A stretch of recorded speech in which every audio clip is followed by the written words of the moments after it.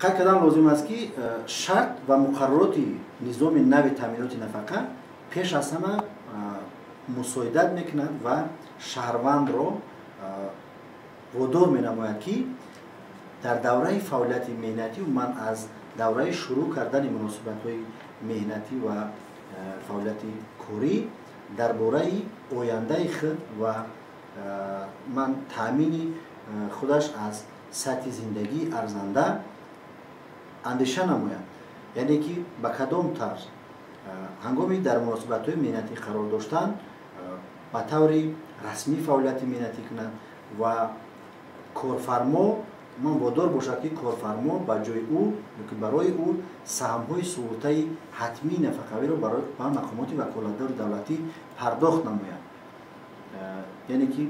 البته امروز در اقتصادیات مملکت هستم اصطلاحاً من شغل غیر رسمی است یا اینکه شهروندان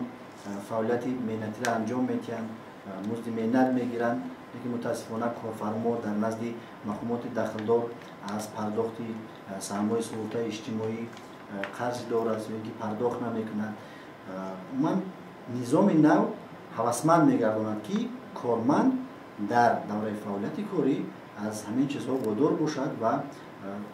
توجه کند که سهم‌های سقوطی حتمی نفقه‌ای از مزد مهنت و درآمدی که با او پرداخت کرده می شود سپریده شود. نسبت به سقوط اجتماعی جلب نمودن مهاجران مهنتی قید کردن لازم است که در حقیقت یکی از مسائل مهم است و امروز حکومت جمهوری تاجیکستان برای حل مسئله مذکور پیوسته تدبیرهای مشخص اندیشیده ایستاده است و با اطلاع شما می‌رسانم که در دوره کمیسیون بین‌الحکومتی جمهوری تاجیکستان و فدراسیون روسیه و با همکاری‌های اقتصادی یکی از مسائل‌های من تنظیم جریان مهاجرت مهنتی این حل مسائل‌های اجتماعی از جمله تامینات نفقه آنها به حساب می‌رود و از روی